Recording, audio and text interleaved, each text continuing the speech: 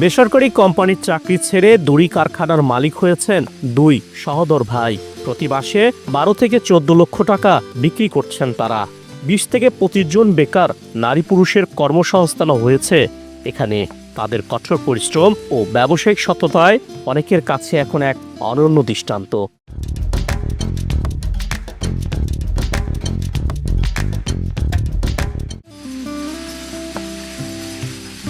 ছোট্ট এই টিনের ঝুপড়ি ঘরে নেই পর্যাপ্ত আলোবাতি আর তেমন কোনো সুযোগ সুবিধা। সেখানেই নারী পুরুষরা দিনরাত পরিশ্রম করে বুনে যাচ্ছেন বিভিন্ন রঙের দড়ি। টাকা পয়সা ভালোই পাই পরিশ্রম করে, সকাল 7টা থেকে বিকাল 4টা পর্যন্ত। আগে বসেছিলাম বাসায়, এখন আর বসে থাকার লাগে না, কাজকর্ম করিয়া সংসার ভালো চালাইতেছি। আগে বাসায় বসে আসলাম, এখন এইখানে আইসি মনে করেন একটু ইনকাম করতেছি।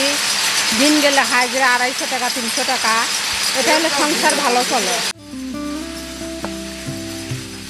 ফেসবুক আর ইউটিউবের সাহায্য নিয়ে পারভেজ ও পাপেল দুই ভাই মিলে গাইবান্ধার সাদুল্লাপুর উপজেলায় নূরপুর এলাকায় স্থাপন করেছেন রশি তৈরির কারখানা।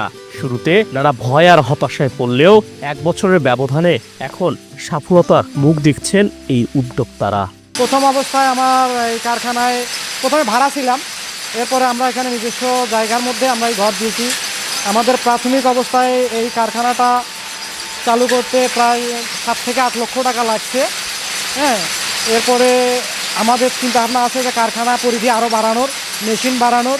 মাসে আমি এখানে মাল বিক্রি করি প্রায় 10 থেকে 12 লাখ টাকার মাল বিক্রি করি।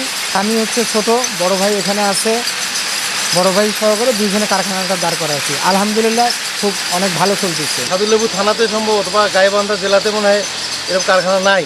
সেই কারখানাটা নূরপুরে হয়েছে, এটা তো বিশাল একটা, আমরা এক্সাইটেড। এখানে কিছু বেকার ছিল, বেকারটা দূর হয়েছে এবং পাশাপাশি কাজ করি মজা পাচ্ছে। এবং আমাদের নিচ্ছে হওয়াতে আমাদের এলাকার একটা সুন্দর মানে পরিবেশ তৈরি হয়েছে এবং খুব কার্যক্রমটা ভালো চলতেছে।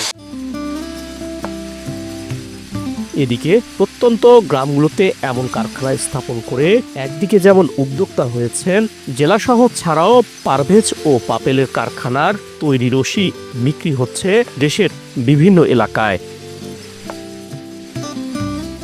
কায়সার প্লাবন, এসএফ টিভি ডিজিটাল, গাইবান্ধা।